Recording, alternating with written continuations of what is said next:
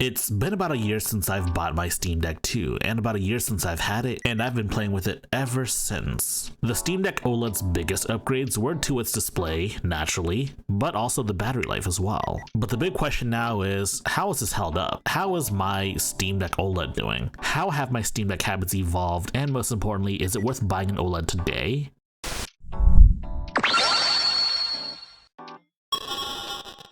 For what it's worth, I don't have a standard Steam Deck OLED model, but rather the limited edition model, the model you can't buy anymore. In theory, there shouldn't be any real differences besides having some extra digital goodies and also a different design. But in practice, there are some differences, especially with the screen. But we'll talk about that later. If you end up liking this video, please like, subscribe, and share with all of your friends. Spreading the gospel of high-tech low-life really lets the YouTube algorithm know that you want more high-tech low-life.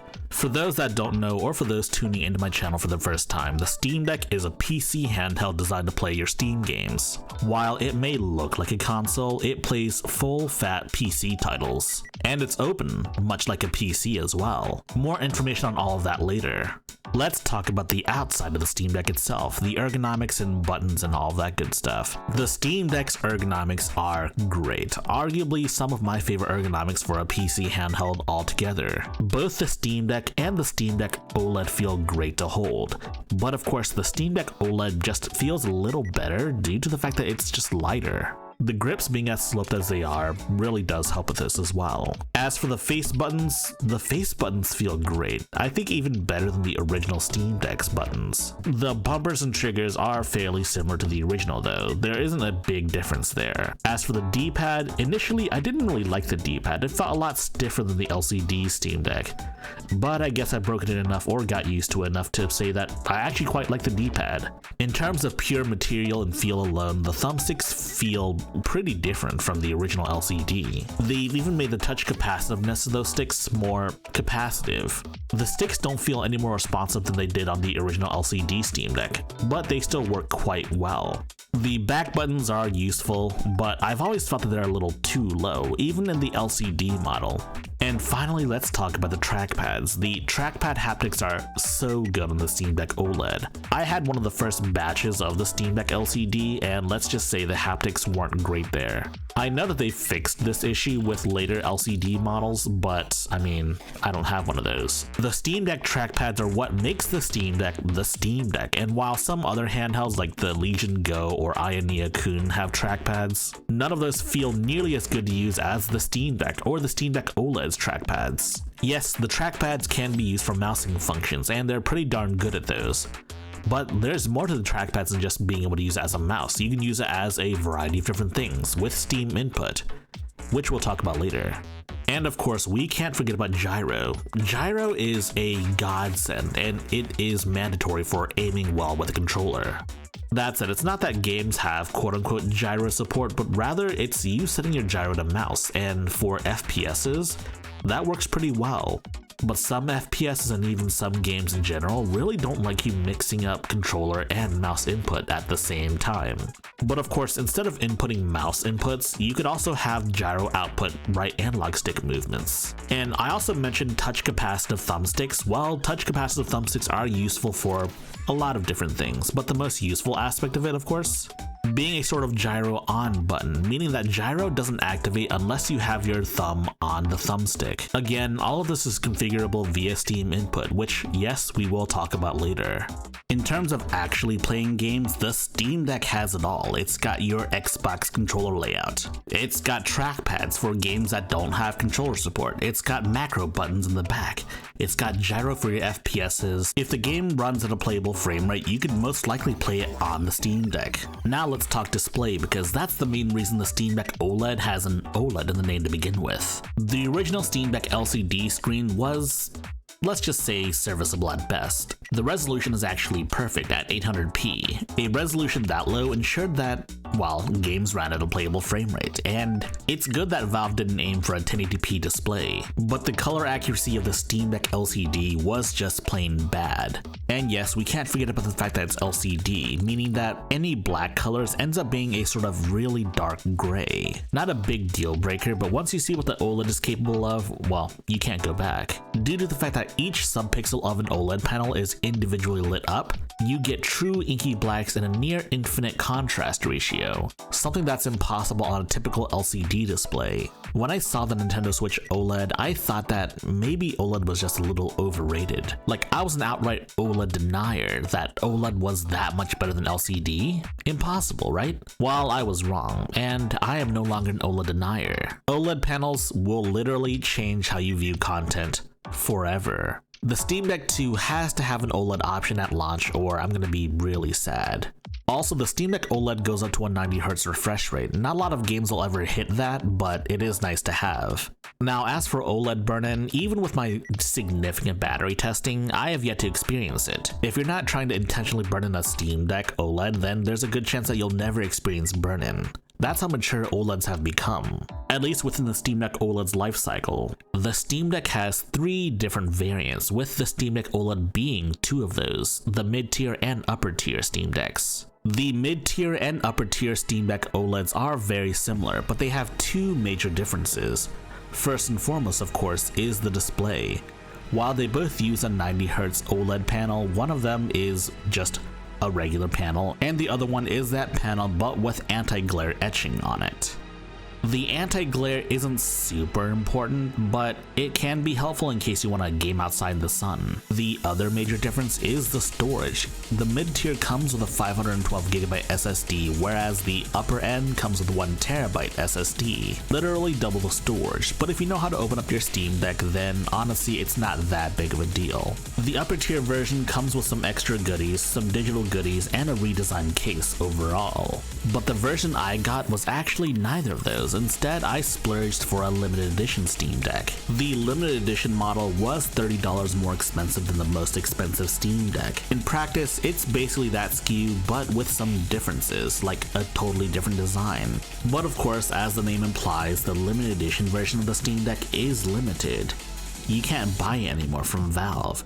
You'd have to buy it from a third-party reseller, and I can't recommend that whatsoever unless this is like 20 years down the line and you're a Steam Deck collector or something like that. The most economical Steam Deck OLED to buy is of course the mid-tier version, and if you want more storage, just open the backup or have someone do it for you. So if you're wondering if you should get an LCD or a Steam Deck OLED, if you have the money, I recommend getting the OLED 100%, if you can afford it, that is. While the Steam Deck LCD and the Steam Deck OLED perform very similarly in terms of frame rate, battery life performance is an entirely different beast, with my testing finding that more often than not, the Steam Deck OLED has more than double the battery life. A combination of software and hardware optimizations and just literally having a bigger battery. I think battery life alone is worth considering the Steam Deck OLED over the LCD. But of course, the Steam Deck OLED also has Wi-Fi 6E and a newer Bluetooth standard. It's also a little lighter too. All in all, it's a straight upgrade. There really isn't a reason to buy the LCD if you can afford the OLED model.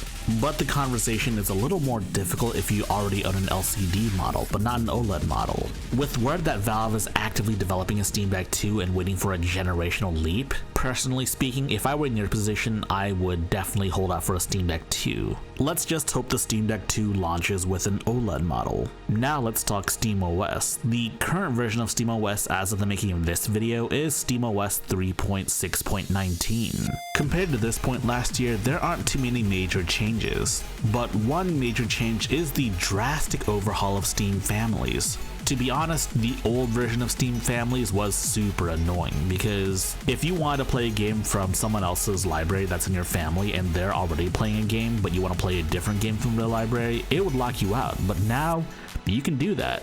They can play a game from their library and you can play a different game from their library as well. For more information on family sharing, I have a video just for that. They added the ability to record directly on your Steam Deck. and a number of different features associated with recording gameplay from your Steam Deck, or in this case your Windows PC as well. A couple of kernel updates, Arch Linux updates, KDE updates, but honestly those don't affect performance too much, nor do they really affect the experience. They've also implemented mirror compensation for some Steam Deck OLEDs that are affected by it. For those not in the know, the mirror effect is an issue that affects some Steam Decks with Samsung panels. It makes the screen look grainy, almost like you have some sort of old film grain filter or something like that. From the looks of it, it really doesn't look desirable. Thankfully, I don't have that issue on my Steam Deck due to the fact that, well, I have the limited edition one and those weren't affected. And because mine isn't affected, I can't exactly test if the mirror compensation helps or not. But aside from some of those software changes, the experience is still very similar.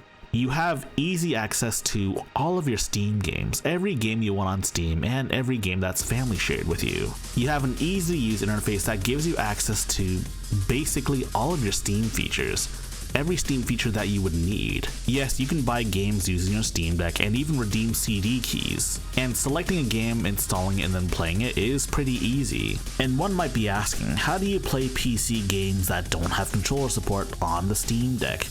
Well, the answer, as I've alluded to before, is Steam Input. Steam Input is a very powerful remapping engine, essentially allowing you to remap any of the Steam Deck controls to, well, keyboard, mouse, controller, or a bunch of other miscellaneous functions as well. So right away, if you're playing a game that doesn't have controller support, you can map your controller to mouse and keyboard input, allowing you to play that game. But are you, say, playing an RTS or another mouse-heavy game? You can use the trackpads. There's a lot you can do with Steam Input, and I have a video dedicated to Steam Input, links in the description down below. But if you want more innovative control schemes, I would check out the Steam controller community. Yes, the community is centered around the Steam controller, but many of the things they've learned you can apply to the Steam Deck as well, as they both use Steam Input. The combination of Steam Input and the trackpad makes for a killer combo, one that'll let you play just about any PC game that runs well on the Steam Deck. Got a controller-centric game? You can play that. Got a game that only uses the mouse? You can play that too. The best part is that Steam Input comes with the entire Steam Deck package. Normally, you'd pay for something like Rewazd. So that covers about half of the software experience of the Steam Deck, because game mode is just half of the experience, to be honest. The other half is a fully functioning Arch Linux desktop running KDE Plasma as the desktop environment. KDE Plasma makes your Linux desktop look kind of like Windows almost. It looks very similar to Windows, and even if you're just someone that's an intermediate Windows user, you could probably learn things out. If you've ever used a computer before, it's pretty simple to use. I suppose the biggest obstacle is learning the Linux file system. What files go in which directory, where are all my games installed, and how do I access my micro SD card? These are all questions that can be answered in my Steam Deck Masterclass video. Link in the description down below. As you may have heard, Linux desktops are very open, and sometimes to the detriment of the user, but SteamOS is a little more locked down. Some of the critical files needed to run the OS are unmodifiable, but you can always change that later if so desired. As a fully functioning desktop, you can use it for all sorts of tasks. You can use it to naturally play games. I would recommend playing games in game mode, but you can play games in desktop mode if so desired. You can also run productivity tasks, though do keep in mind that certain popular softwares, like Microsoft Office or the Adobe Creative Cloud, well, they're not available on Linux unless you want to use like the web browser version. But some other programs like DaVinci Resolve, for example, is available on Linux. Now, I wouldn't recommend using DaVinci Resolve on a Steam Deck, but it is an option just in case you want to edit a quick video. So the desktop mode is fully functional, but I feel like the main use for desktop mode is to set up non-Steam games. And this is where we get into the fun stuff. Modifications. Desktop mode is a conduit for many different modifications. For example, there is a plugin engine known as Decky, which is designed to add plugins to game mode, add additional functionality that doesn't exist by default. Decky is super important because oftentimes Valve takes Decky features and transforms them into official features for the Steam Deck. Stuff like a screen vibrancy slider as well as recording gameplay footage. They were Decky plugins first before they became official SteamOS features. If you want more information on Decky and what Decky plugins you should download, I would visit my Steam Deck Masterclass video. Yes, I have a ton of these Masterclass videos, and yes, they're all super helpful.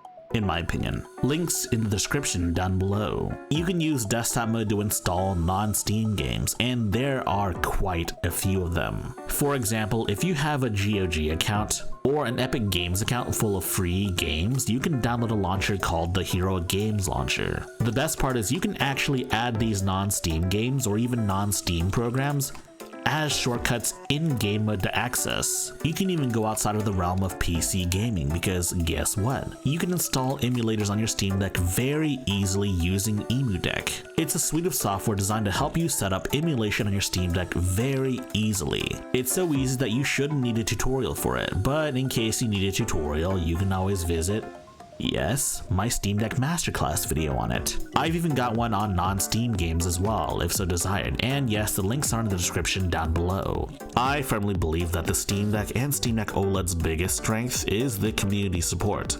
Not just from companies making accessories, but also different modders, different people making enterprising accessories and software mods and all that stuff. But it is time to talk about the elephant in the room, the performance of the Steam Deck. The Steam Deck OLED has a very similar performance profile to the original LCD model. Maybe it's slightly better in some regards, but it's not a major difference. The performance, generally speaking, is pretty good. It should be enough to play, I would say, 95% of all games on Steam. But there's also the looming threat of big major AAA games just not running well on Steam Deck. Last year we've seen some of those games, and this year we've seen even more of those games. Games like Dragon's Dogma 2 are still pretty unplayable on Steam Deck. Games like Starfield are unplayable on Steam Deck. But sometimes you'll get highly anticipated games that run surprisingly okay on Steam Deck, like Black Myth Wukong. Now, I really wouldn't play Black Myth Wukong on the Steam Deck personally, but you can, and it's an okay experience. And to be fair, some people are fine with the performance of the Steam Deck, and for the most part I am too. Most of the games I play nowadays are indie games. And honestly, it's a simpler life. I mean, the games are cheaper, the games are sometimes better, and they get to the point faster. But they don't tend to be the long, sprawling, epic adventures that you may be accustomed to. You know, the big open world titles, the big open world RPGs, you know, stuff like that. But personally speaking, I have no qualms with it. My year with the Steam Deck OLED has been a very eventful one. I don't think I've touched my original LCD Steam Deck once, except for maybe to do some battery testing. Much like the LCD, it's changed how I game and what games I prioritize. Any game I can't play on SteamOS, I've almost cut out entirely. You know, games like Destiny 2. Destiny 2 used to be one of my most played games of all time, but no longer. I will still dabble in multiplayer games, especially co-op games or games like Diablo 4 that work on Steam Deck. But yeah. Now, don't get me wrong, I still have a big gaming PC at home, but I can't take that with me, and honestly, all I really do with it is do a lot of video editing. And I'm hearing more and more about the M4 Mac Mini, which is supposed to be a great value and supposed to be great for editing videos, and honestly, I kind of want to try it out for video editing. But that'll be a different topic for a different day. These days, I've gone almost entirely handheld, and while initially I scoffed at this idea, the Fox managed to do it before any of us did. When it comes to all of the PC handhelds that I have, it's still my favorite one. It's still the one that I use the most, and while things like the ROG Ally X may have better battery life, it's still difficult to go back to a device without OLED or without trackpads either, as much as I actually like the Ally X. If I had to recommend a single PC handheld for anyone that wants to get into the market but maybe don't know much about it, then I would recommend the Steam Deck OLED 100% of the time. I will try to warn them that some multiplayer games cannot be played on the Steam Deck, like for example, I don't know, Fortnite, Destiny 2, some of that stuff. If they really want to install Windows on it, they can, and it's their choice. It's not something I would recommend, but it is something they can do. It also just feels really nice in my hands. I mean, it's not to say that the other devices don't feel nice in my hands, but